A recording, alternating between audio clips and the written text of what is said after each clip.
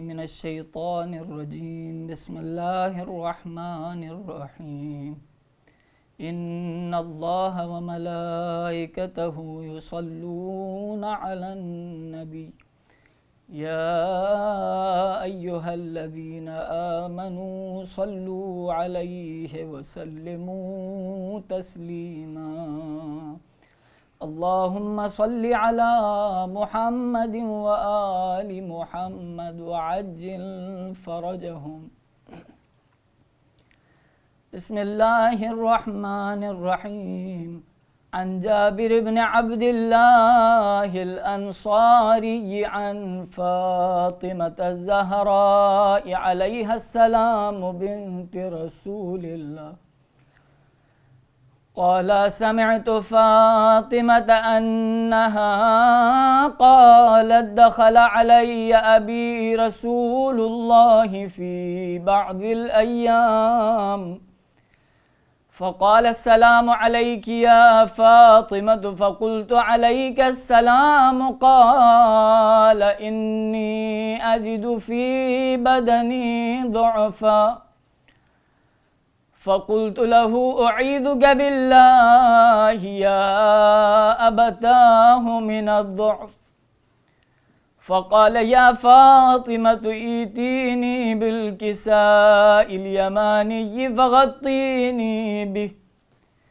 فأتيته بالكساء اليماني فغطيته به وصرت أنظر إليه وإذا وجهه يتلألأ كأنه البدر في ليلة تمامه وكماله.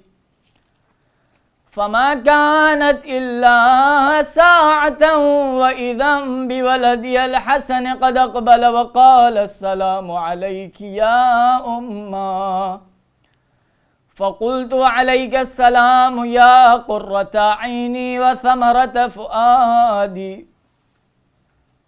فقال: يا أماه إني أشم عندك رائحة طيبة كأنها رائحة جدي رسول الله. فقلت: نعم إن جدك تحت الكساء. فأقبل الحسن نحو الكساء وقال: السلام عليك يا جداه يا رسول الله. أتأذن لي أن أدخل معك تحت الكساء؟ فقال: وعليك السلام يا ولدي ويا صاحب حوضي، قد أذنت لك. فدخل معه تحت الكساء فما كانت إلا ساعة وإذا بولدي الحسين قد أقبل وقال: السلام عليك يا أمّا. فقلت: عليك السلام يا ولدي ويا قرة عيني وثمرة فؤادي. فقال لي: يا أمّاه إني أشم عندك رائحة طيبة كأنها رائحة جدي رسول الله. فقلت: نعم إن جدك وأخاك تحت الكساء. فدنا الحسين نحو الكساء وقال: السلام عليك يا جداه. السلام عليك يا من اختاره الله. أتأذن لي أن أكون معكما تحت الكساء؟ فقال: وعليك السلام يا ولدي ويا شافع أمتي، قد أذنت لك. فدخل معهما تحت الكساء فأقبل عند ذلك أبو الحسن علي بن أبي طالب وقال: السلام عليك يا بنت رسول الله. فقلت: عليك السلام يا أبا الحسن ويا أمير المؤمنين. فقال: يا فاطمة إني أشم عندك رائحة طيبة كأنها رائحة أخي وابن عمي رسول الله. فقلت نعم ها هو مع ولديك تحت الكساء. فأقبل علي نحو الكساء وقال السلام عليك يا رسول الله، أتأذن لي أن أكون معكم تحت الكساء؟ قال له عليك السلام يا أخي ويا وصيي وخليفتي وصاحب لبائي، قد أذنت لك. فدخل علي تحت الكساء ثم أتيت نحو الكساء وقلت السلام عليك يا أبتاه يا رسول الله، أتأذن لي أن أكون معكم تحت الكساء؟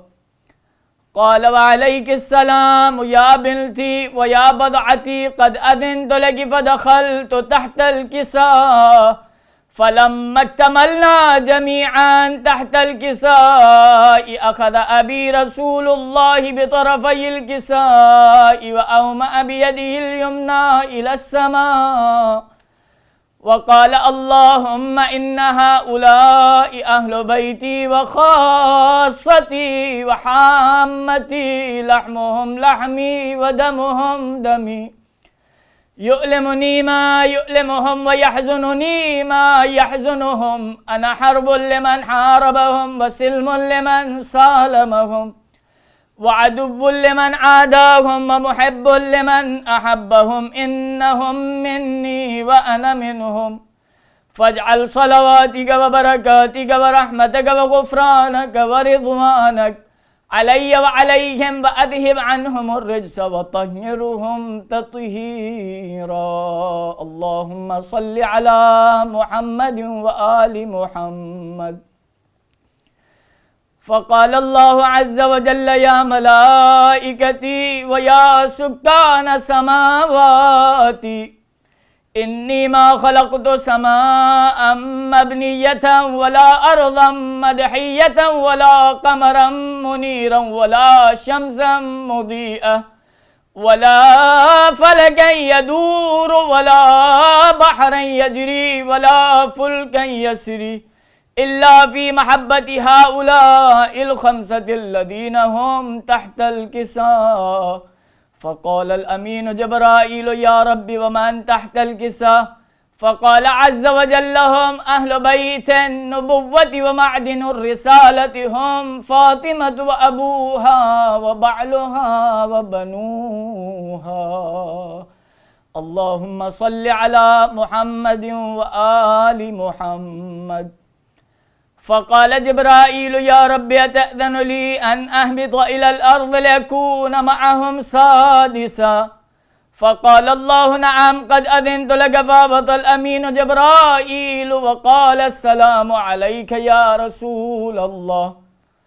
العلي الأعلى يقرأك السلام ويخصك بالتحية والإكرام ويقول لك وعزتي وجلالي إني ما خلقت سماء مبنية ولا أرضا مدحية ولا قمرا منيرا ولا شمسا مضيئة ولا فلكا يدور ولا بحرا يجري ولا فلكا يسري إلا لأجلكم ومحبتكم، وقد أذن لي أن أدخل معكم، فهل تأذن لي يا رسول الله؟ فقال رسول الله وعليك السلام يا أمين وحي الله إنه نعم قد أذنت لك. فدخل جبرائيل معنا تحت الكساء فقال لأبي إن الله قد أوحى إليكم يقول إنما يريد الله ليذهب عنكم الرجس أهل البيت ويطهركم تطهيرا. اللهم صل على محمد وآل محمد. فقال علي لأبي يا رسول الله أخبرني ما لجلوسنا هذا تحت الكساء من الفضل عند الله. فقال النبي والذي بعثني بالحق نبيا واصطفاني بالرسالة نجيا ما ذكر خبرنا هذا في محفل من محافل أهل الأرض وفيه جمع من شيعتنا ومحبينا إلا ونزلت عليهم الرحمة وحفت بهم الملائكة واستغفرت لهم إلى أن يتفرقوا. فقال علي عليه السلام: إذا والله فزنا وفاز شيعتنا ورب الكعبة. فقال النبي ثانيا: يا علي والذي بعثني بالحق نبيا واصطفاني بالرسالة نجيا، ما ذكر خبرنا هذا في محفل من محافل أهل الأرض، وفيه جمع من شيعتنا ومحبينا وفيهم مهموم إلا وفرج الله همّا، ولا مغموم إلا وكشف الله غمّا، ولا طالب حاجة إلا وقضى الله حاجته. فقال علي عليه السلام: إذا والله فزنا وسعدنا وكذلك شيعتنا فازوا وسعدوا في الدنيا والآخرة ورب الكعبة. اللهم صل على محمد وآل محمد.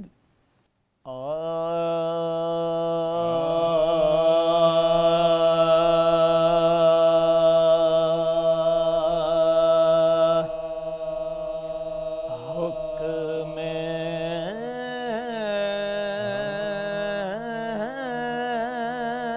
حاکم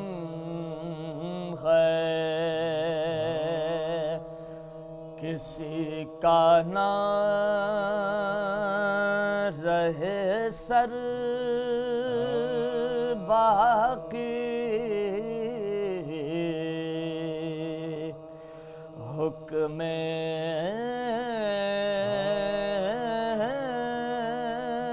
حاکم ہے کسی کا نہ رہے سر باقی،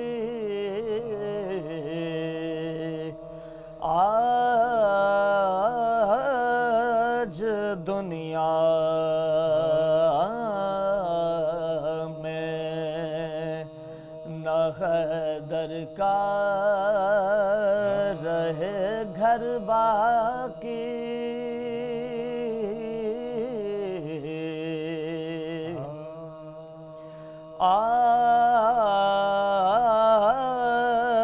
آج دنیا میں نہ حیدر کا رہے گھر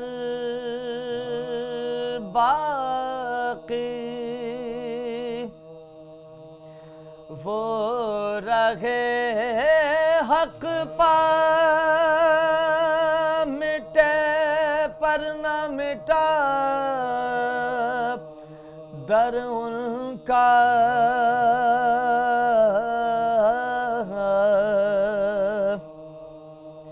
وہ رہے حق پا مٹے پر نہ مٹا در ان کا، لفظ حیدر یہ بتاتا ہے کہ حیدر باقی،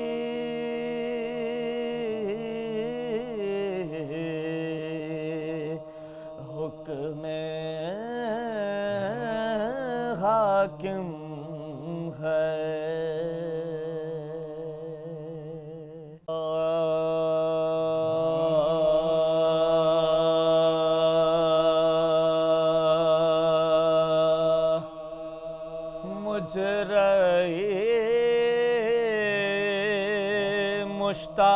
مشتاق ہے قدسی کلام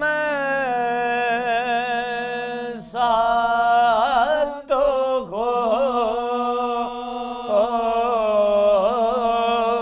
مجھ رہے مشتاق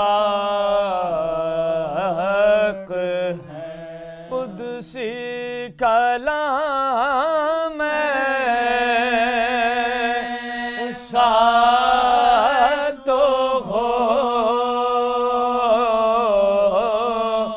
بزم میں شور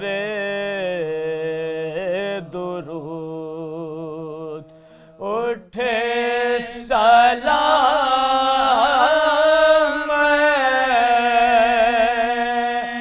ساتھ ہو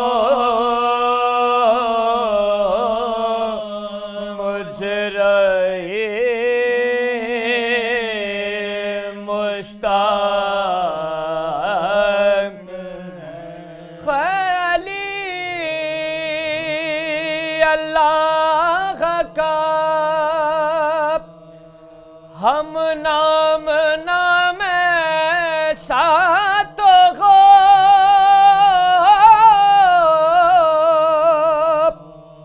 ہے علی اللہ کا ہم نام نام ساتھ ہو خانہ زاد حق ہوا ذل احترام ساتھ ہو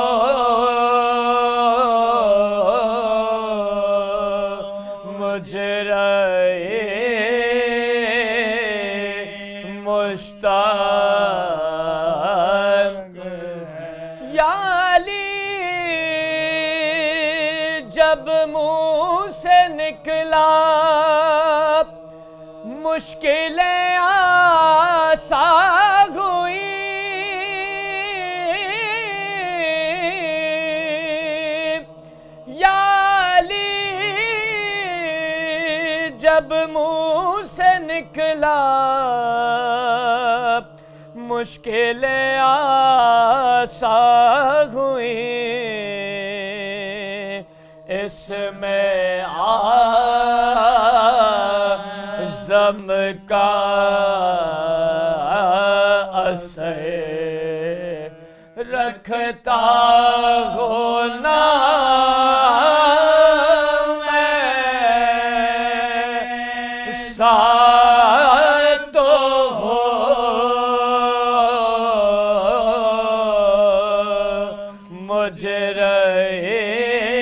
مجرئی مشتاق شاہ مردان فاتح خیبر امیر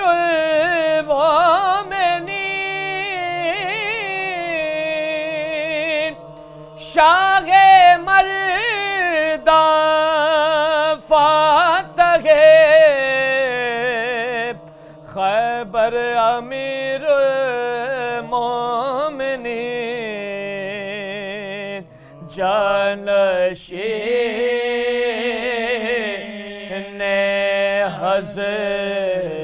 حضرت خیر الانام ساتھ ہو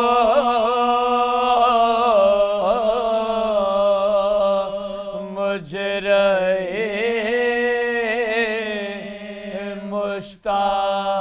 مشتاق ہے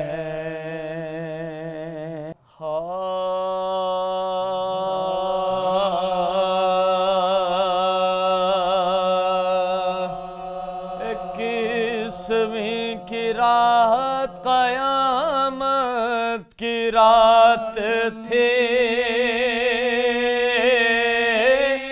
اکیسویں کی رات قیامت کی رات تھی سادات پر بلا کی مصیبت کی رات تھی سادات پر بلا کی مصیبت کی رات تھی میں محشر کی صبح تھی کہ شہادت کی رات تھی، بیٹوں سے بت رب کی رخصت کی رات تھی، بیٹوں سے بت رب کی رخصت کی رات تھی، کہتے تھے دل دو نیم ہے ایسا خطے ہے بیداد راہ خلق سے اپنا سفر ہے، بیزاد راہ خلق سے اپنا سفر ہے، شبر میرے یتیموں کو شفقت سے پالیو، تم اپنے نانا جان کے گھر کو سنبھالیو، شبیر پر بلا کوئی آئے تو ٹالیو،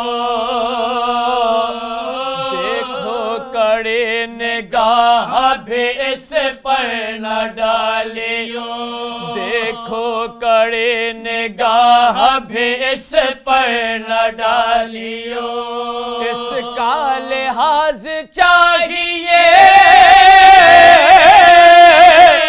تم کو کہ خود ہے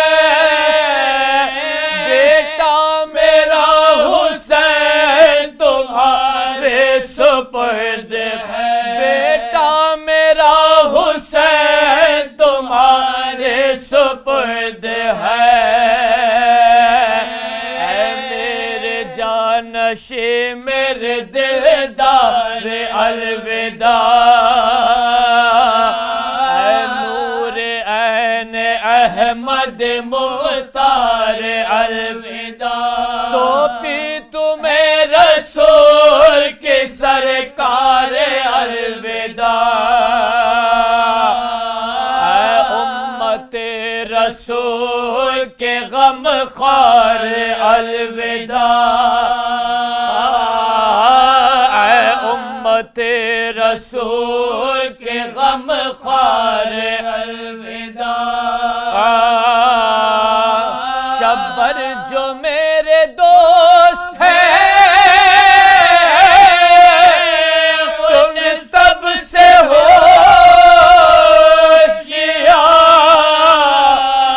مظلوم کربلا میری زینب سے ہوشیار، مظلوم کربلا میری زینب سے ہوشیار، یہ کہہ کے غم سے حال جو ہونے لگا تغیر، بستر پا اٹھ کے بیٹھ گئے شاہ دستگیر، بولے حسین سے یہ امام فلک سرے، بیٹا بڑا علم ہے کہ عباس ہے صغیر، بیٹا بڑا علم ہے کہ عباس ہے صغیر، اب آپ کے سپرد میرا لالا فام ہے، بھائی نہ جانیو یہ تمہارا غلام ہے، بھائی نہ جانیو یہ تمہارا غلام ہے،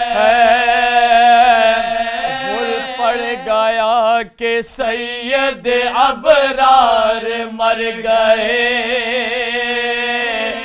لو جانشین حیدر مرار مر گئے، بھول پڑ گیا کہ سید ابرار مر گئے،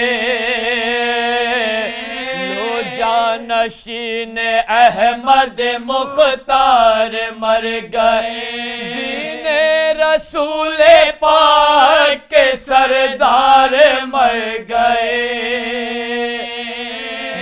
ماتم کرو کہ حیدر کرار مر گئے، ماتم کرو کہ حیدر کرار مر گئے، روئی جو بیبیاں تو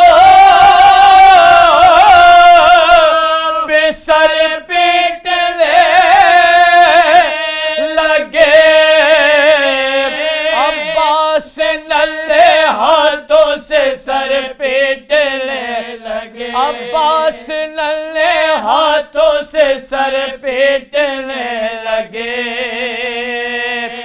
کیوں کر بیان کیجئے وہ حشر کا سما،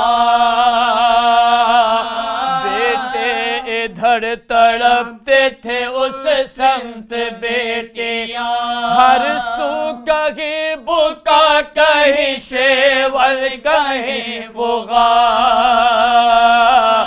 بکھرا کے بال زینب مزتر کا یہ بیان، بکھرا کے بال زینب مزتر کا یہ بیان، بابا آخر شب میں تہیا کدھر کیا، ہے غے مہ سیام میں عزم سفر کیا، ہے غے مہ سیام میں عزم سفر کیا، بیٹی کو پھر گلے سے لگا لو تو جائیو، زین العبا کے توق بڑھا لو تو جائیو، صحت ہو چلی ہے نہا لو تو جائیو، بابا نماز عید پڑھا لو تو جائیو، بابا نماز عید پڑھا لو تو جائیو، کیوں چپ ہو اے امام حجازی جواب دو، در پر پکارتے ہیں نماز جواب دو، در پر پکارتے ہیں نماز جواب دو، اکیسویں کی رات قیامت کی رات تھے،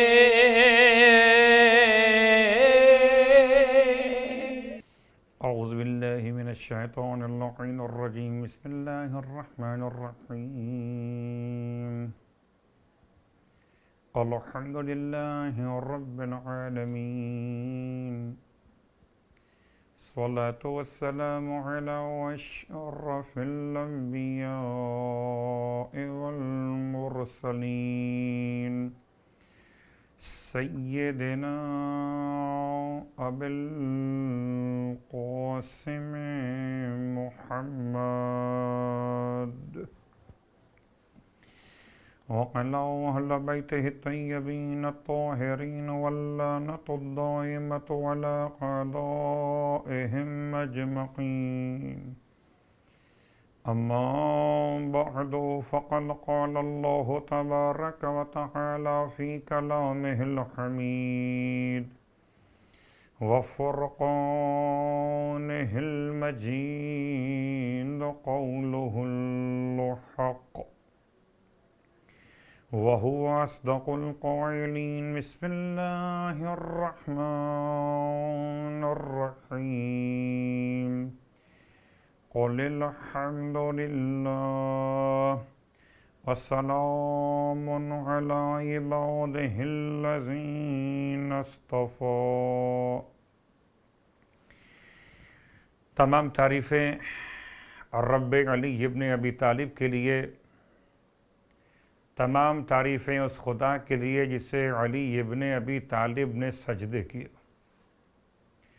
اور تمام ہدیہ درود و سلام سجدہ گزار کے لیے، عبادت گزار کے لیے، ختمیہ مرتبت کے عاشق نامدار کے لیے، تمام درود و سلام ان ازواج مقدسات کے لیے کہ جن کی تعلیمات کے نتیجے میں آج ایمان اور اطاعت کا عنوان ہمارے درمیان باقی ہے۔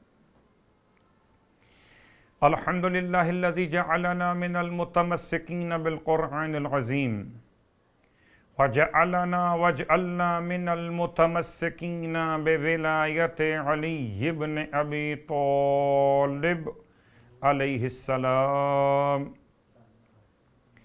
عظم اللہ اجورنا و اجورکم بمصابنا بامیر المؤمنین علی بن ابی طالب علیہ السلام، وجعلنا وإياكم إن شاء الله من الطالبين بصأره مع وليه الإمام المهدي من آل محمد عليهم السلام۔ اما بعد، لعنت اللہ علی القوم الظالمین، اللہم الان قتلۃ امیر المؤمنین۔ تمام اہل ایمان کی خدمت مقدس میں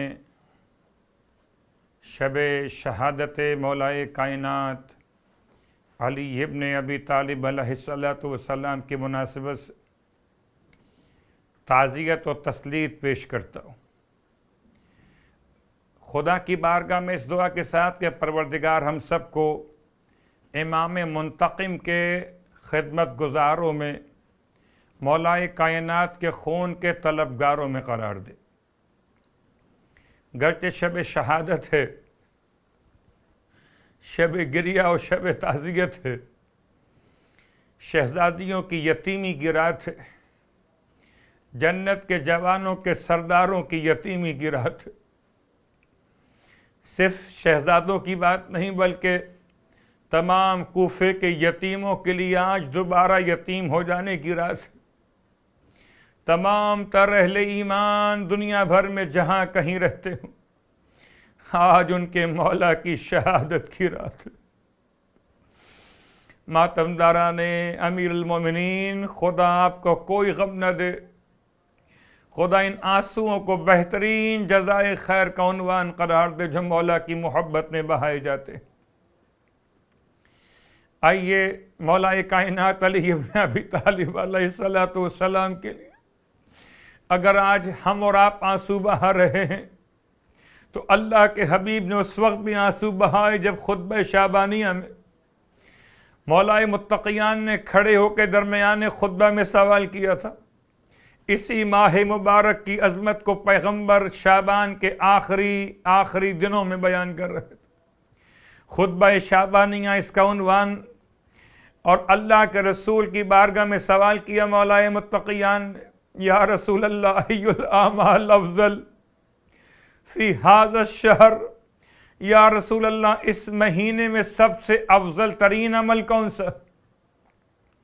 اللہ کے رسول نے جواب میں ارشاد فرمایا یا علی، اس مہینے میں سب سے افضل عمل الورع عن محارم اللہ، اللہ کی حرام کی ہوئی باتوں سے اپنے آپ کو بچانا۔ اللہ کے رسول نے اتنا بیان کیا اور آپ کی آنکھوں سے آنسو جاری ہونے لگے۔ مولا متقیان نے جیسے ہی اللہ کے رسول کی آنکھوں میں آنسو دیکھے، ایک مرتبہ تڑپ کے ارشاد فرمایا یا رسول اللہ ما یبکیک، یا رسول اللہ آپ کو کس بات نے رلا دیا؟ ارشاد فرماتے ہیں اللہ کے رسول اس لیے روتا ہوں کہ گویا میں دیکھ رہا ہوں کہ اسی مہینے میں آپ کے سر پہ ایسی تلوار ماری جائے گی، ناقہ صالح کو پے کرنے والے سے بدترین شخص آپ کے سر پہ تلوار مارے گا، یہاں تک کہ آپ کے سر کے خون سے آپ کی ریش مبارک کو خضاب ہو جائے گا۔ بس یہ جملہ سننا تھا، نہ میرا مولا وہ عظیم الشان مولا جس نے ہمیشہ شہادت کی تمنا کی تھی، جو شہیدوں کے سردار کا باپ بھی ہے، شہیدوں کی پہچان بھی ہے، شہیدوں کی شان بھی ہے، ارشاد فرمایا اللہ کے رسول کی بارگاہ مقدس میں، یا رسول اللہ سلامتن من دینی، جب یہ واقعہ پیش آئے گا تو یا رسول اللہ کیا میرا دین سلامت ہوگا؟ اللہ اکبر۔ تب اللہ کے رسول نے ارشاد فرمایا ہاں یا علی آپ کا دین سلامت ہوگا۔ بس اسی بات سے غور کیجئے، آپ فریاد کرتے ہیں اللہ کے رسول نے آنسو بہائے تھے، اور اسی جملے کو مولا متقیان نے اس وقت جب کہ ضربت ماری گئی، آپ حالت سجدہ میں یا جا رہے تھے یا سر کو اٹھا رہے تھے، اس عالم میں آپ نے ارشاد فرمایا فزتو ورب الکعبۃ، رب کعبہ کی قسم آج علی کامیاب ہو گیا۔ اللہ اکبر۔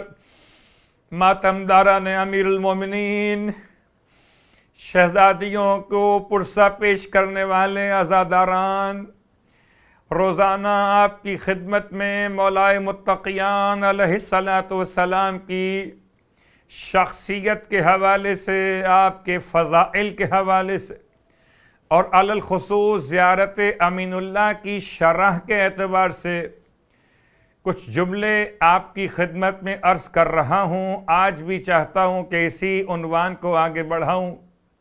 خدا مجھے اور آپ کو مولا کائنات علی ابن ابی طالب علیہ السلام کے زائروں میں سے قرار دے۔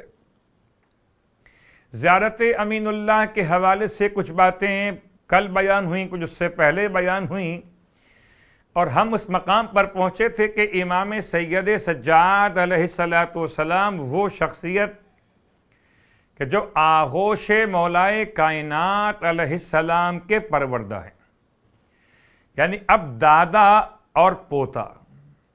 ایک جملہ آپ کی خدمت میں عرض کر دوں تمہید کی منزل پر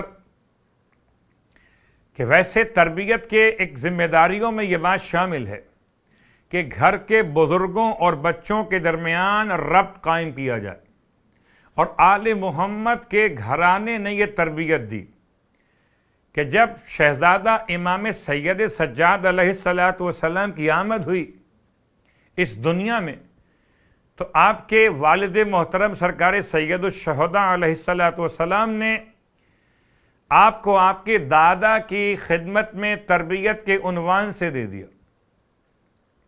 اب دادا اور پوتے دونوں مل کر، وہ یا بڑا علی اور چھوٹا علی، مصلی پر آتے ہیں تو ساتھ ہیں، عبادت کا انداز ہے تو ایک جیسا ہے۔ یہاں تک کہ روایتوں نے بیان کیا کہ مولا کائنات علی ابن ابی طالب علیہ السلام جب مصلی پر کھڑے ہوتے تھے اور جس خلوص کے ساتھ آپ خدا کو کبریائی کے ساتھ یاد کرتے تھے، ساری دنیا کے لوگ خدا کو اکبر کہیں مگر اکبر کی حقیقت سمجھ نہیں سکتے۔ سبحان اللہ، وہ جو میرا مولا خدا کو اکبر کہتا تھا، کس خلوص کے ساتھ، کس رقت کے ساتھ امام اللہ کی بارگاہ میں اللہ اکبر کہہ کر نماز کا آغاز کرتے تھے۔ سنیں تمام صاحبان ایمان جو کہتے ہیں کہ نماز کی کیا ضرورت ہے، مولا متقیان علی ابن ابی طالب علیہ السلام نماز قائم کر رہے ہیں اور آپ کے ساتھ آپ کا پوتا کھڑا ہوا ہے۔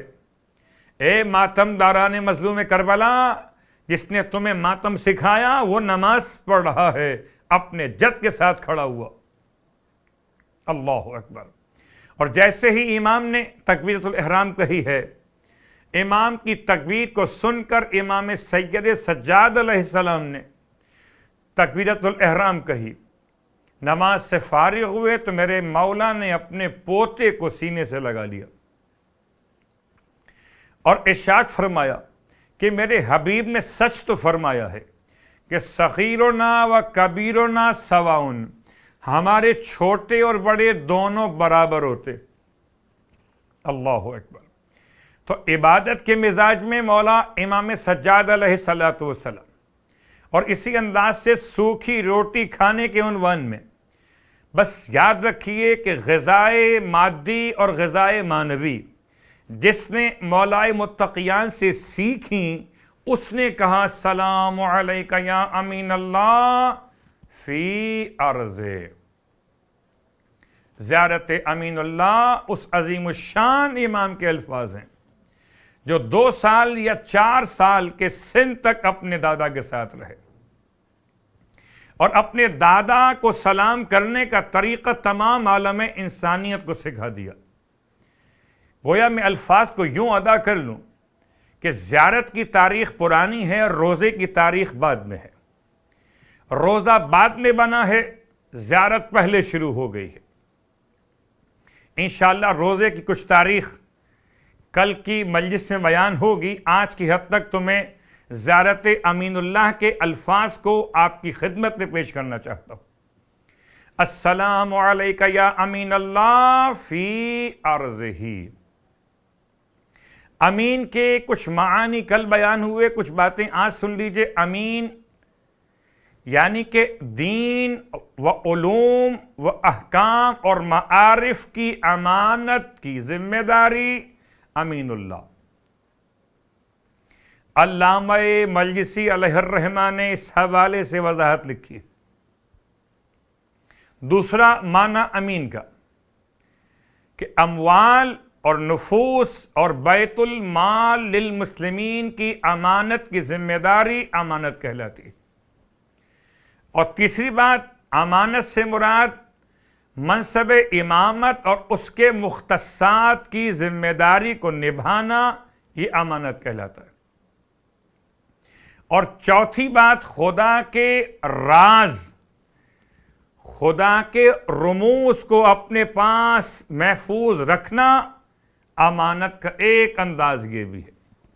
تو اب اس جملے میں چاروں باتیں جمع کر لیجیے. السلام علیکہ یا امین اللہ فی ارض.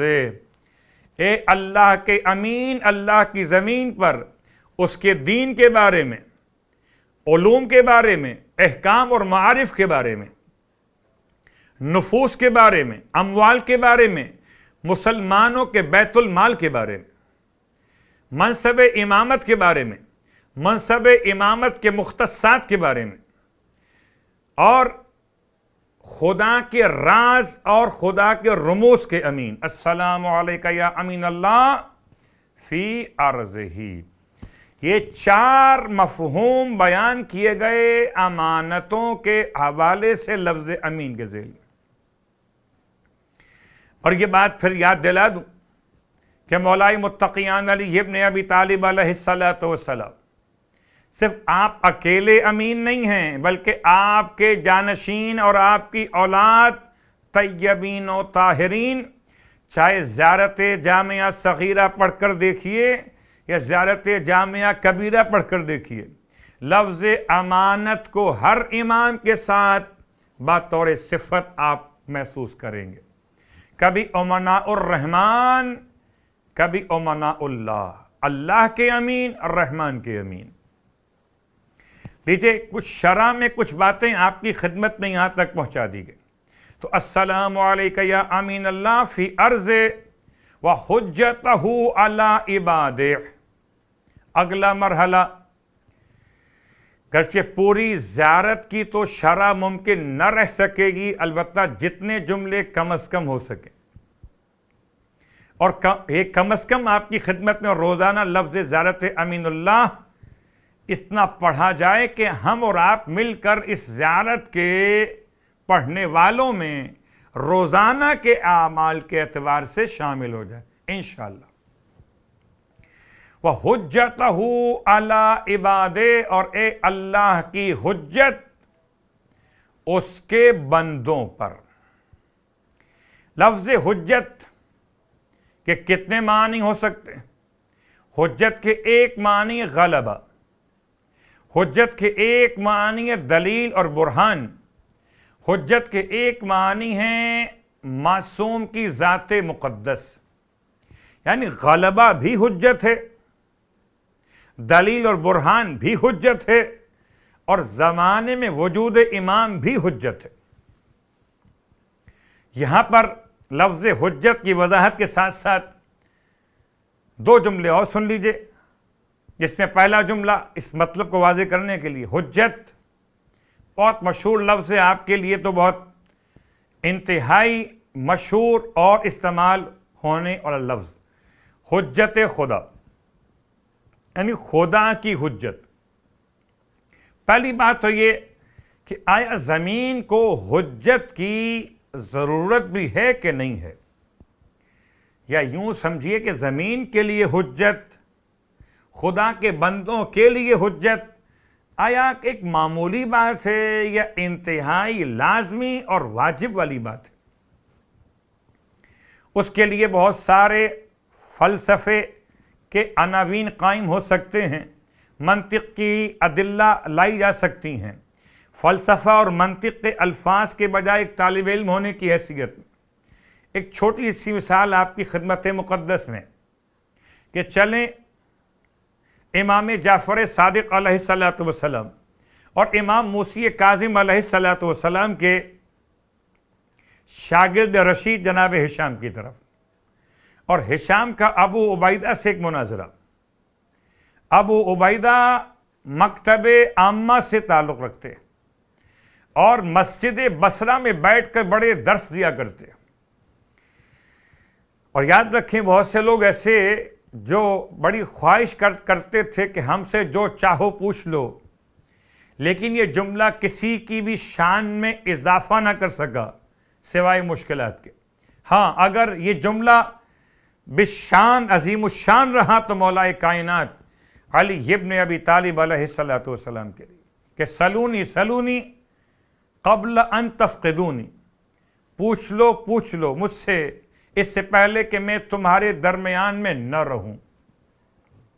تو لفظ سلونی کے اعتبار سے یہ دعویٰ مولائے متقیان کا، اب اگر کوئی یہ دعویٰ کرے، چاہے مدرس کرے، چاہے ذاکر کرے، خطیب کرے، عالم کرے، مفتی کرے، تو کہیں نہ کہیں تو مشکلات آئی جاتی، اس لیے کہ انسان سارے علوم کا تو عالم ہو ہی نہیں سکتا۔ تو یہ ابو عبیدہ بیٹھے ہوئے ہیں اور ان کے درس میں، حلقہ درس میں جہاں اور افراد بیٹھے ہوئے تھے، ہشام بھی پہنچ گئے، اور ہشام نے اپنے چہرے کو اپنے رومال سے پوشیدہ کر لیا تاکہ نمایاں نہ ہو سکے، اور تمام حلقے درس میں جا کے بیٹھ گئے، اور جب ماحول بنا سوال و جواب کا تو ہشام نے ابو عبیدہ سے پوچھا کہ کیا میں بھی کوئی سوال آپ سے کر سکتا ہوں؟ غور کیجئے گا بات کے اوپر۔ ابو عبیدہ کہتے ہیں جو سوال چاہیں کریں، بالکل کر سکتے ہیں۔ اب ایک طرف سوال کی اجازت دینا اپنے علمی منصب کو بیان کرنے کا طریقہ ہے، پوچھئے جو پوچھنا چاہیں، ہمیں سب معلوم ہے۔ اللہ اکبر۔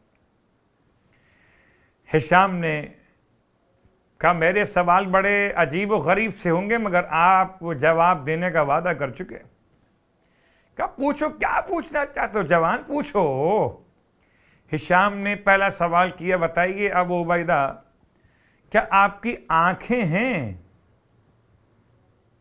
اب غور کیجئے گا، اس پورے حلقہ درس میں مسجد بصرہ میں روزانہ بیٹھ کر درس اور دینے والا، فتوے بیان کرنے والا، اس سے یہ سوال کیا گیا کہ آپ کی آنکھیں ہیں؟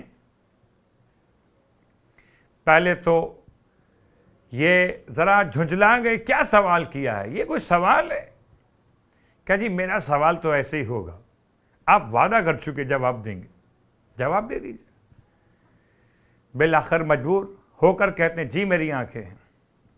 سوال نمبر 2، آپ اپنی ان آنکھوں سے کیا کرتے؟ ہشام نے سوال کیا، ابو عبیدہ کہتے ہیں یہ میں اپنی آنکھوں سے جی رنگوں کو دیکھتا ہوں، ان میں پہچان کرتا ہوں، کائنات کے مناظر دیکھتا ہوں، جن اشیاء کو دیکھا جانا ممکن ہے آنکھوں سے انہیں دیکھتا اور ان کے علم کو حاصل کرتا ہوں۔ پھر سوال کیا ہشام نے، اچھا بتائیے کہ آپ کی ناک بھی ہے؟ جی وہ بھی ہے۔ ناک سے کیا کرتے ہیں؟ کیا قوت شامہ ہے؟ سونگھتا ہوں۔ کہ بو کیا ہے اور خوشبو کیا ہے. کیا ماشاء اللہ. ایک سوال اور آپ سے. کہ کیا سوال؟ آپ کے کان بھی ہیں؟ جی کان بھی ہیں. ان سے کیا کرتے ہیں؟ کہ سنتا ہوں.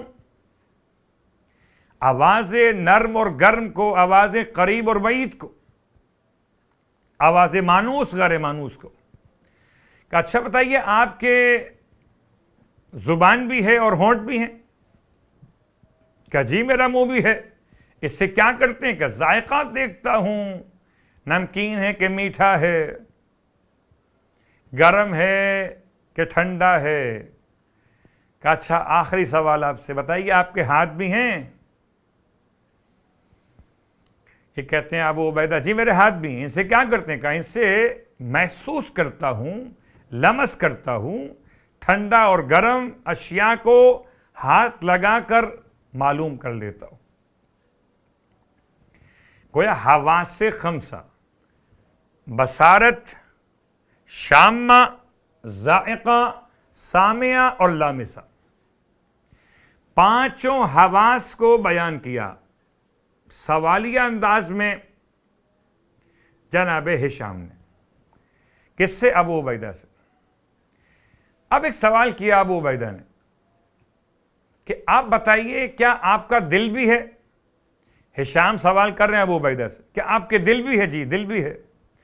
اچھا دل سے کیا کام کرتے ہیں؟ کہ دل سے میں اپنے ان تمام اعضائے خمسہ، حواس خمسہ سے جو معلومات آتی ہیں ان کے بارے میں جہاں مجھے شک ہو تو فیصلہ دل کر دیتا ہے.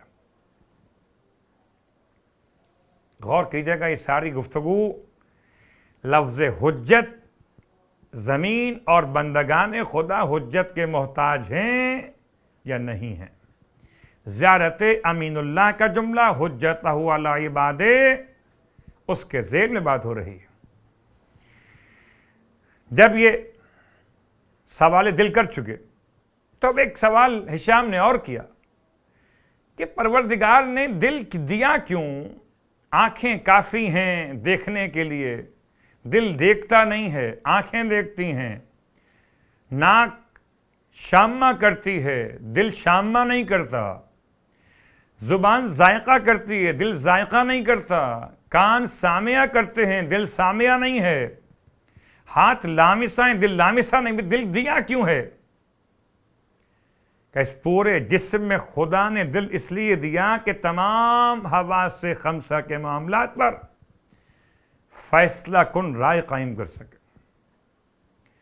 بس یہاں لا کر ہشام نے ابو عبیدہ کو روک لیا. بہت غور کیجیے گا، جو کہتے ہیں کہ زمین حجت سے خالی ہو سکتی ہے، کیا جواب دیں گے اہل اسلام؟ اس وقت حجت کون ہے؟ اگر آپ سمجھتے ہیں کہ امام مہدی علیہ السلام پیدا ہوں گے تو حجت کون ہے ابھی؟ تو کیا زمین حجت سے خالی ہے؟ اور آج شب قدر بھی ہے. شب قدر کے اعتبار سے یہ بات یاد رکھیں، 19ویں شب کے اعمال، مشترکہ اعمال تو آپ کریں گے ہی کریں گے. 21ویں شب کے مخصوص اعمال بھی ہیں جن میں دعائیں بھی اور اذکار بھی. سورہ عنکبوت، سورہ روم، سورہ دخان کی تلاوت بھی، دعائے توبہ، دعائے مکارم الاخلاق کی تلاوت بھی، دعائے جوشن کبیر کی تلاوت کے ساتھ. اور شیخ صدوق علیہ الرحمہ نے ایک جملہ اور لکھا کہ ہم نے اپنے علماء سے یہ املا کرایا، یا علماء سے سن کے املا کیا ہے کہ ان راتوں میں اگر کوئی جا کر دینی مسائل کے سیکھنے کا انتظام کرے تو افضل ترین عمل ہے. بات واضح ہو رہی ہے؟ یہ کیا ہے؟ دینی مسئلہ ہے. ہشام کہتے ہیں کہ ابو عبیدہ تمہارا خیال ہے کہ خدا نے زمین کو حجت کے بغیر چھوڑ دیا ہے؟ یعنی کیا ضرورت ہے امامت کے عقیدے کی؟ کسی امام کی ضرورت نہیں ہے، زمین ہے بس بنی ہوئی اللہ کی، بندے یہاں موجود ہیں. جب خدا ایک تمہارے جسم کو دل کے بغیر نہیں چھوڑتا، حالانکہ حواس سے خمسہ اپنا اپنا کام کر رہے ہوں، تو خدا پوری کائنات کو حجت کے بغیر کیسے چھوڑ دے گا؟ اللہ اکبر۔ جب خدا ایک جسم کو بغیر ہادی کے نہیں چھوڑتا،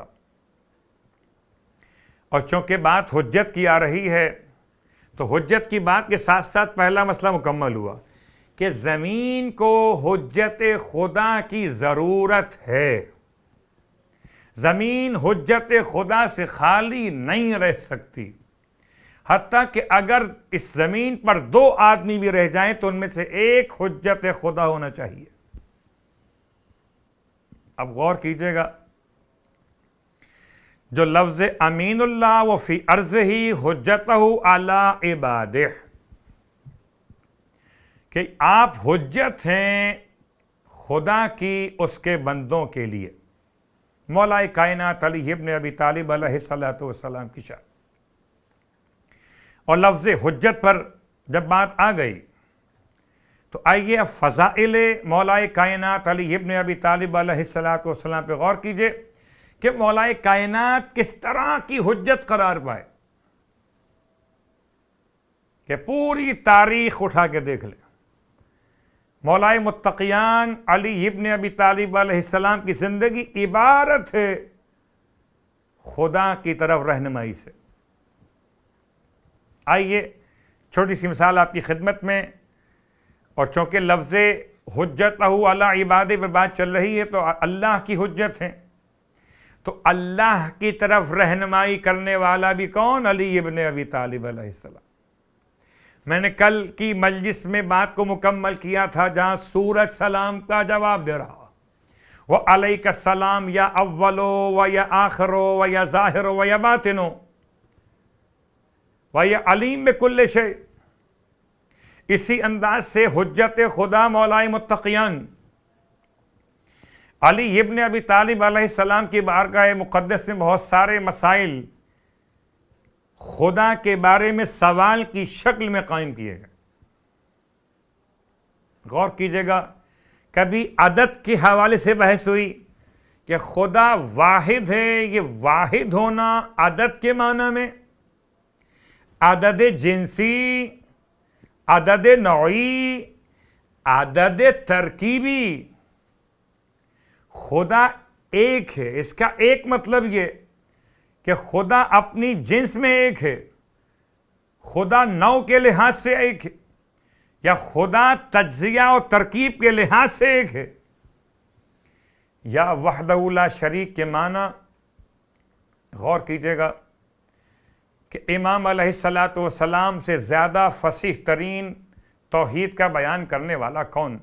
اور یہ سوال بھی مولا سے جب کیا گیا جب مولا جنگ صفین لیلۃ الحریر میں جہاد کر رہے تھے کہ خدا ایک ہے، اس کے معنی کیا ہے؟ گنتی کے لحاظ سے ایک ہے، یعنی کہ 5-6 چیزیں ایک جیسی ان میں سے ایک ہے، یا اپنی نوع کے لحاظ سے، صفات کے لحاظ سے اکیلا ہے، یا خدا 2 عدد کا آدھا ایک کہلائے گا، یعنی ایک اور ایک مل جائیں 2 ہو جاتے ہیں۔ تو خدا تجزیے اور ترکیب کے لحاظ سے ایک ہے، یا خدا واحد المعنی لا شریک لہ۔ اللہ اکبر۔ اس کی مثال کو اور آسان کرنے کے لیے کبھی سوال اس بنیاد پر، کبھی سوال ایک اور یہ سوال مولا کائنات علی ابن ابی طالب علیہ السلام سے کیا گیا، مولا بتائیے آئین وجہ اللہ۔ دیکھیے ایک بڑی آسان سی بات ہے، اس وقت آن لائن مجالس کا سلسلہ، اور آن لائن مجالس میں آڈیو مجالس بھی ہیں اور ویڈیو بھی ہیں۔ کبھی ویڈیو مجالس پہ غور کیجئے گا کہ آن لائن مجالس میں جب آپ ویڈیو ملاحظہ کر رہے ہوں اور اچانک سامنے سے خطیب کا چہرہ ہٹا دیا جائے، یا میں الفاظ کو بدل دیتا ہوں کہ آڈیو میں اگر آپ سماعت کر رہے ہو، خالی آواز آ رہی ہو، تو آپ کو معلوم نہیں ہے، آپ نہیں پہچانتے، کبھی سنا نہیں ہے کہ خطیب کون ہے، ذاکر کون ہے، عالم کون ہے، امام کا فضائل پڑھنے والا کون ہے۔ تو چہرہ پہچان بنتا ہے شخصیت کی. شاید آپ کہیں کہ ہاتھ بھی پہچان شخصیت کی. ہاں آج کل تو آپ کہہ سکتے کہ فنگر پرنٹس یا بایو میٹرک پہچان ہے. تو چہرے کی کاپی ہو سکتی ہے مگر بایو میٹرک کی کاپی نہیں ہو سکتی. یعنی انسان کے انگشت شہادت پر جتنی لکیریں ہیں یا انسان کے تھم پر جتنی لکیریں موجود ہیں اس میں انسان کی کوئی کاپی نہیں ہو سکتی. اللہ اکبر. لیکن یہ تو جب پتہ چلے جب آپ کے پاس ڈیوائسز موجود ہوں ان فنگرز کو پڑھنے کے لیے. لیکن عام حالات میں ایک انسان کی پہچان اس کے فیس کے ساتھ ہوتی ہے, چہرہ. سوال کیا گیا مولا سے آئین وجہ اللہ, مولا بتائیے اللہ کا چہرہ کس طرف ہے. بہت غور کیجئے گا, اگر اللہ کا چہرہ کسی ایک طرف مان لیا جائے, فرض کر لیتے ہیں کہ اللہ کا چہرہ ہے مشرق کی طرف, تو جو سامنے رہتے ہیں مشرق کے وہ اللہ کے چہرے کے سامنے ہوں گے, اور جو رہتے مغرب کے اندر ہیں وہ اللہ کے چہرے کے پیچھے ہوں گے. اللہ اکبر. العیاذ باللہ من ذالک. میں صرف سمجھانے کے لیے لفظ کو اتنا کھول کے بیان کر رہا تھا. مولا کائنات کی بارگاہ میں سوال کیا گیا, مولا بتائیے آئین وجہ اللہ, اللہ کا چہرہ کس طرف ہے. امام ارشاد فرماتے ہیں جواب دینے کے بجائے آگ روشن کرو. جب آگ روشن کی گئی, اور آپ کو تو اندازہ ہے جب آگ روشن ہو تو شعلے بلند ہوتے ہیں, اس کے شعلے اتنے بلند ہوئے کہ فضا میں شعلے دکھائی دینے لگے. امام نے سائل سے سوال کیا, اور سوال کیا کیا تو کہ تم یہ بتاؤ کہ آئین وجہ النار,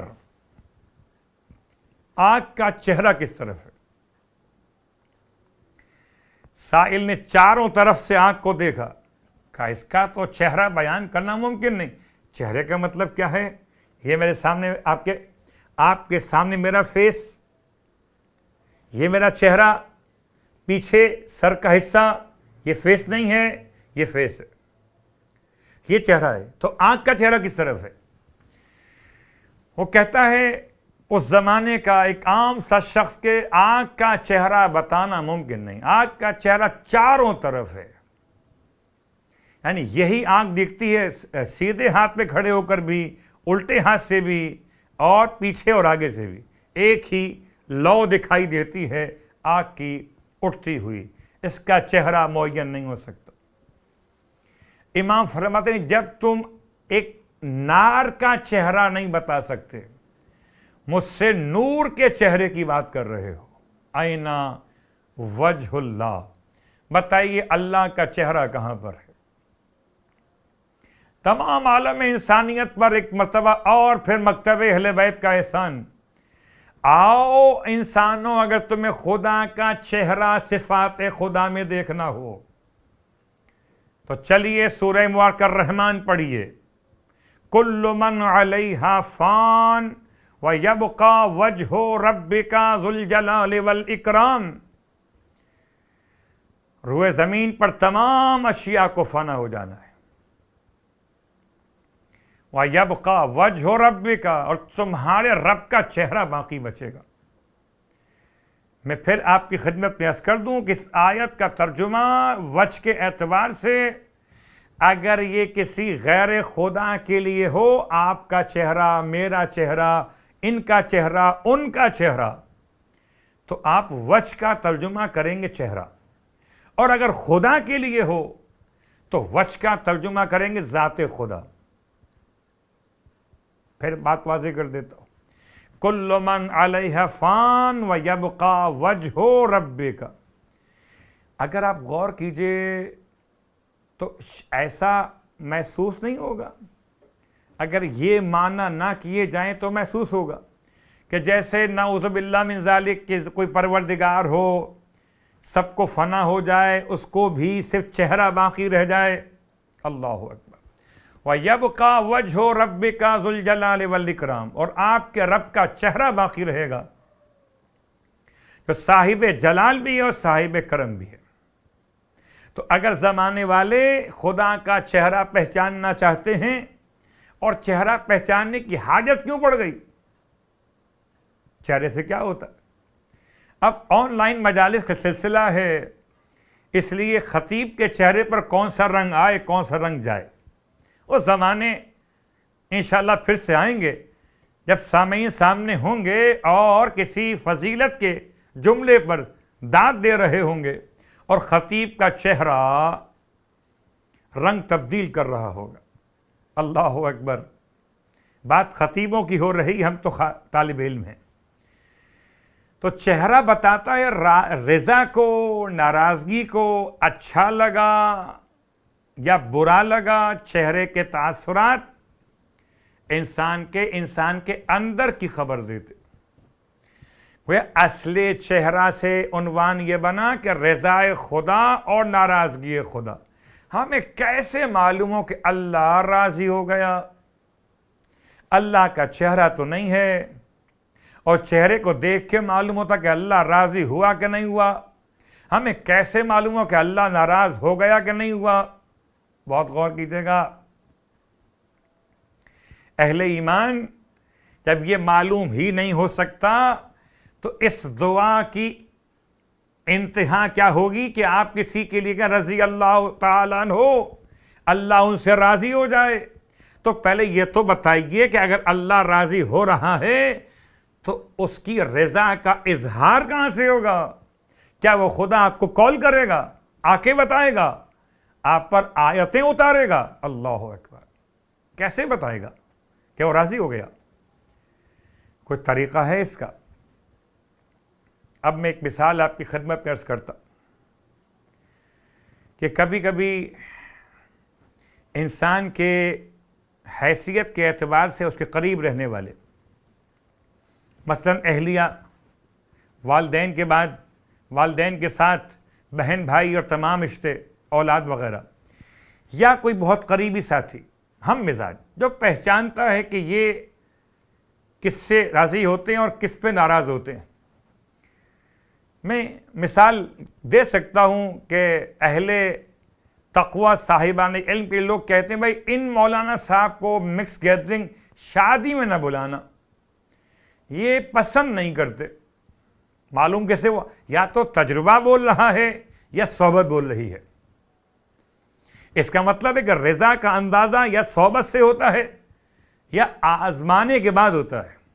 تو خداوند عالم راضی ہوا کہ نہیں ہوا، اس کی پہچان آسان کر دی گئی کہ خدا نے اپنی صفات کے مظہر قرار دے دیے محمد و آل محمد علیہ الصلوۃ والسلام، کہ ان کو دیکھو، اگر یہ راضی ہو گئے سمجھو میں راضی ہو گیا، اگر یہ ناراض تو سمجھو میں ناراض ہو گیا۔ اور دور مت جائیے، ایام فاطمۃ الزہرا سلام اللہ علیہ کے اندر اب مسلسل یہ حدیث پڑھی جا رہی ہے کہ جس نے فاطمہ کو ناراض کیا اس نے اللہ کو ناراض کیا، اور جس نے فاطمہ کو راضی کیا اس نے اللہ کو راضی کیا۔ تو اللہ کو راضی کرنے کا طریقہ فاطمہ کو راضی کرنا، یا فاطمہ راضی ہو جائیں تو اس کا مطلب کہ اللہ راضی ہو گیا۔ یا برادران اہل سنت خوش عقیدہ اہل ایمان کا جملہ، کرم اللہ وجہ الکریم، مولا کائنات علی ابن ابی طالب علیہ السلام کے چہرے کے لیے، اللہ اکبر، کیا اس کی شان مقدس ہے، اس کی خود اپنی عبادت کی ادا کیا ہوگی جس کے چہرے پہ نظر کرنا عبادت ہو جائے۔ جہاں جہاں نور برستا ہو وہاں وہاں زیارت عبادت ہے۔ نور برستا ہے خدا کے گھر پر، خانہ کعبہ دیکھنا عبادت، قرآن کو دیکھنا عبادت، اور مولا کائنات علی ابن ابی طالب علیہ السلام کے چہرے کو دیکھنا عبادت۔ اور غور کیجئے کہ جب بات یہاں تک آ گئی لفظ حجت سے، تو خالی ایک جملہ آپ کی خدمت میں اور، کہ جناب سلمان محمدی، جن کو پہلے سلمان فارسی کہا جاتا تھا، اللہ کے رسول کے عظیم صحابی، عاشق، محبت کرنے والے، اور جب یہ اللہ کے رسول نے سوال کیا ہے، کیا سوال کیا ہے؟ ہر رات میں تلاوت ختم قرآن اور باتوں سے ملاتے ہوئے، ہر رات میں کون جو شب بیداری کرتا ہو، جو ہر دن روزے رکھتا ہو اور ہر رات میں تلاوت قرآن کرتا ہو، ختم تلاوت قرآن؟ جناب سلمان نے ان سوالات کے جوابات میں کہا یہ سارے کام میں کرتا ہوں. تو دیگر افراد کو ایک تشویش ہوئی کہ ایسا کیسے ہو سکتا ہے، ہم نے تو سلمان کو کبھی کبھی قرآن پڑھتے ہوئے نہیں بھی دیکھا ہے. باتیں کر رہے ہیں بیٹھے ہوئے، یا دعویٰ کر رہے ہیں سب کے سامنے بیٹھ کر کہ میں تو قرآن ختم کرتا ہوں. اور جب سوال کیا تشویش کے اعتبار سے اللہ کے رسول سے کہ پوچھی سلمان سے، یہ دعویٰ کر رہے ہیں، جناب سلمان نے اللہ کے رسول کے سامنے اصحاب کی موجودگی میں جواب دیا، یا رسول اللہ، آپ نے ہی تو فرمایا تھا اپنے بھائی علی ابن ابی طالب کے کاندھے پر ہاتھ رکھتے ہوئے کہ یا علی، آپ کی مثال اس امت میں ایسی ہے جیسے پورے قرآن میں سورہ توحید ہو. جس نے ایک بار سورہ توحید کو پڑھا، اس نے قرآن کی 1/3 تلاوت کا ثواب لے لیا. یا علی، جس نے آپ سے خالی زبان سے محبت کی، اس نے ایمان کا 1/3 حصہ حاصل کر لیا. آپ فرما رہے تھے کہ یا علی، جس نے 2 مرتبہ سورہ اخلاص کی تلاوت کی، اس نے 2/3 قرآن کی تلاوت کا ثواب لے لیا. اور جس نے آپ سے زبان اور دل کے ساتھ محبت کی، اس نے 2/3 ایمان کو حاصل کر لیا. آپ فرما رہے تھے یا علی، اللہ کے رسول آپ فرما رہے تھے یہ کہتے ہوئے مولا علی سے کہ جس نے 3 مرتبہ سورہ اخلاص پڑھا، اس نے پورے قرآن کی تلاوت کے ثواب کو حاصل کر لیا. اور جس نے آپ سے محبت کی زبان، دل اور اعضاء و جوارح سے. تو اب یہ جملہ کافی نہیں ہے کہ زبان کے ساتھ دل بولا علی مولا علی مولا، زبان کے ساتھ دل بولا اور پھر یہ مولائی نماز کے عالم میں کھڑا ہو جائے، یہ گناہوں سے اپنے آپ کو بچانے میں کامیاب ہو جائے، اعضاء و جوارح اطاعت گزار علی ہو جائے. اللہ اکبر. امام کی اطاعت کا ایک انداز مولا کائنات علی ابن ابی طالب علیہ السلام کے زمانے حیات ظاہر میں آپ نے ارشاد فرمایا کہ دیکھو، تمہارے اور اہل شام کے درمیان تعجب ہے، تمہارا اور اہل شام کا اور تمہارے سردار اور اہل شام کے سردار میں تعجب ہے. مجھے کیا تعجب مولا آپ کو؟ کہ اہل شام کا سردار خدا کا معصیت کار ہے اور اس کے لوگ اس کے اطاعت گزار ہیں، جبکہ تمہارا سردار خدا کا اطاعت گزار ہے اور تم اس کے معصیت کار ہو. اللہ اکبر. مولا کائنات علی ابن ابی طالب علیہ السلام کی شخصیت پر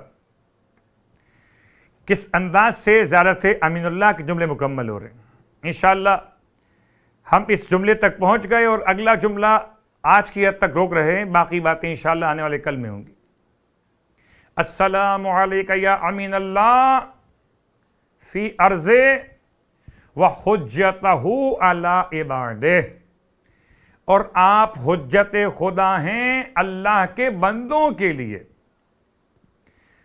چاہے بچے ہوں، بڑے ہوں، جوان ہوں کہ بوڑھے، یا عورت ہوں کہ مرد. اور ہر مشکل میں تو سب نے پکارا ہے مولا کائنات کو. حتیٰ کہ اتنی چھوٹی سی مشکل ہے، اتنی چھوٹی سی مشکل، بہت غور کیجئے گا کہ جب دربار خلافت سجا لیا گیا، حکومت بنا لی گئی، امامت کو چھوڑ کر، غدیر خم کو بھلا کر، تو مشکلات تو آئی ہیں نا. ان مشکلات میں ایک مشکل ایسی بھی آئی کہ کسی شخص نے آ کر دربار خلافت میں، حکومت کے دربار میں آ کر یہ دعویٰ کر دیا کہ مجھ سے اللہ کے رسول نے وعدہ کیا تھا اور آپ جانشین نے وعدہ پورا کر دیجئے. کہ کیا وعدہ کیا تھا؟ کہ وعدہ کیا تھا مجھے اپنے ہاتھ سے ایک مٹھی کھجور دیں گے، آپ وعدہ پورا کر دیجئے. حاکم وقت جو کہلاتے تھے انہوں نے اپنے قاصد کو روانہ کہ جاؤ جا کر مسجد سے ابو تراب کو لے کر آؤ.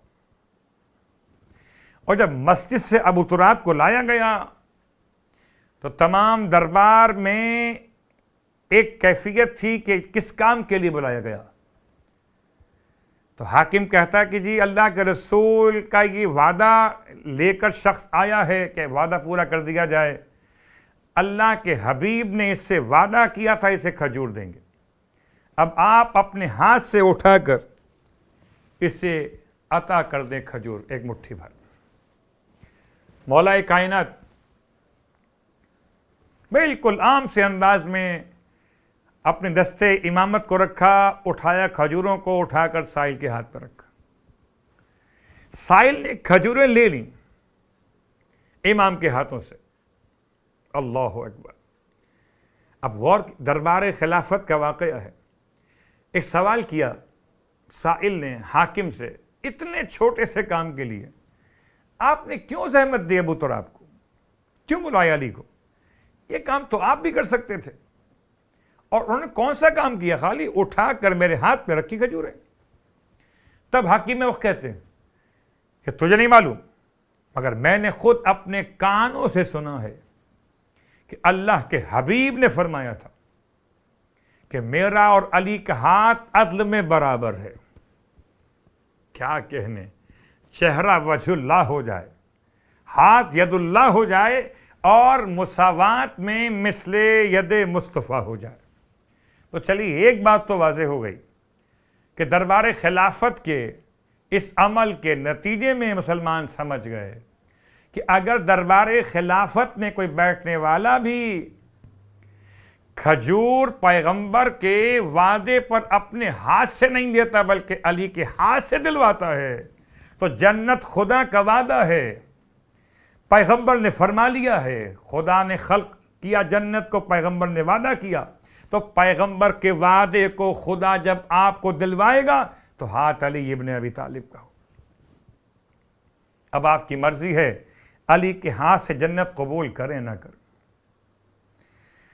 بس عزیزان گرامی قدر، ہمیں تو اتنی عادت ہے کہ ہر وقت مولا کو یاد کرتے، اٹھتے بیٹھتے ہوئے، سنبھلتے ہوئے، چلتے ہوئے اپنے مولا کو یاد کرتے. واہ مصیبتہ عزاداران امیر المومنین، آج شب شہادت بھی اور شب قدر بھی. میرا مولا 21 تاریخ ماہ رمضان کو دنیا سے رخصت ہو گیا تھا. 19 کے بعد سے لے کر امام نے اپنے گھر میں 19 کا پورا دن گزارا، 20 کی شب گزاری، 20 کا دن گزارا اور 21 کی شب. اور ان تمام تر درمیان کے واقعات کو بیان کرنے کے لیے وقت نہیں، خالی اشارہ کر رہا ہوں. جب میرے مولا کو زخمی حالت میں گھر پہ لایا گیا تھا اور ایسے میں طبیب کو اور جراح کو بلایا گیا تھا، جراح ابن اسیر سکونی نے جیسے ہی امام کے زخم کا معائنہ کیا اور معائنہ کرنے کے بعد جملہ زبان پر اس طرح ادا کیا کہ مولا وصیت فرما لیجیے. زہر اتنا زیادہ اندر تک اتر چکا ہے کہ کوئی بچنے کا امکان نہیں ہے.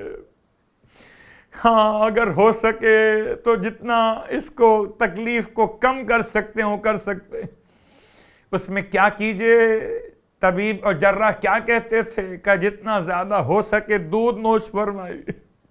جیسے ہی یہ خبر کوفے میں عام ہوئی ہے، چھوٹے چھوٹے بچے اپنے اپنے کوزے دودھ کے بھرے ہوئے مولا کے دروازے پر اور آ کر دروازے امیر المومنین پہ کہتے تھے ہم آج دودھ نہیں پیئیں گے، ہم نے سنا ہے طبیب نے ہمارے مولا کو دودھ کا پینے کا مشورہ دیا ہے۔ مولا یہ بچے ارے جن یتیموں کے سر پہ مولا شفقت کا ہاتھ رکھتے تھے، واہ مصیبت واہ محمد۔ کوفے میں عجیب کوہرام مچا ہوا ہے اور میرا مولا اپنی وصیت کے الفاظ کو تمام کر رہے تھے۔ بس ایک جملہ آپ کی خدمت میں اور بیان کر دوں، کس طرح سے امام نے وصیتیں کی ہیں، سب کو بلایا ہے امام حسن کے ہاتھوں میں، سب کا ہاتھ دے دیا ہے، سب کا ہاتھ تو حسن کے ہاتھوں میں دیا، مگر عباس کو نہیں بلایا۔ ام البنین عباس کے لیے فکر مند ہیں کہ عباس کو کیوں نہیں بلا کر حسن کے ہاتھوں میں ہاتھ دیتے۔ میرا مولا آخر میں فرمایا میرے عباس کو لاؤ، میرے شبیر کو لاؤ۔ جب دونوں کو بلایا گیا، امام نے حسین کا ہاتھ عباس کے ہاتھوں میں دیا، ارشاد فرماتے ہو عباس تم میرے بیٹے ہو، یہ رسول اللہ کے بیٹے ہیں، جیسے میں رسول اللہ کے لیے تھا عباس دیکھو ایسے حسین کا ساتھ دینا۔ واہ مصیبت واہ محمد۔ میرے مولا کا وقت جدائی قریب آ پہنچا، باتیں کرتے کرتے آنکھیں بند ہونے لگی، آ گئے لینے کے لیے رسول خدا۔ ہو گیا قیامت کا عنوان کہ سیدہ فاطمہ زہرا کا گھر برباد ہو گیا۔ واہ مصیبت۔ جنازہ اٹھایا جا رہا تھا، بس آخری جملے، جنازہ غسل و کفن دیا گیا۔ آج بھی جائیے کوفے میں، مسجد کوفہ کے پیچھے بیت الشرف میں وہ دونوں حجرے آج بھی ان کی یادگار باقی ہے، جہاں امام کو غسل دیا گیا، جہاں امام کو کفن پہنایا گیا۔ ہائے میرا مولا، جب جنازہ تیار ہو کے چلا، فریاد یا علی، کوفے کی گلیوں میں ماتم برپا تھا۔ بیٹیوں نے باپ کے جنازے پر ماتم کیا، الوداع یا مرتضی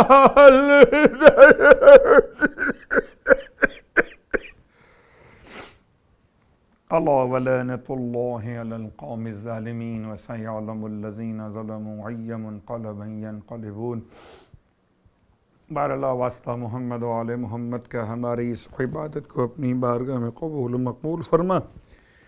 بار اللہ واسطہ محمد و آل محمد کا پروردگار تمام حاضرین مجلس کی حوائج شرعیہ کو پورا فرما۔ مولا کائنات علی بن ابی طالب علیہ الصلوۃ والسلام کا واسطہ، اس مولا کا واسطہ کہ جس کو غسل دیتے جاتے تھے مولا روتے جاتے تھے، جسم پر کتنے نشان تھے، نشان ان تمام زخموں کے بھی تھے جو مولا نے مختلف جنگوں میں اسلام کی خاطر برداشت کی تھی، نشان تمام اعمال کے بھی تھے جو آپ غریبوں تک کھانا پہنچاتے تھے۔ پروردگار واسطہ مولا کائنات، واسطہ جناب سیدہ فاطمہ زہرا کا آج پرسہ پیش کیجئے شہزادی کی بارگاہ میں۔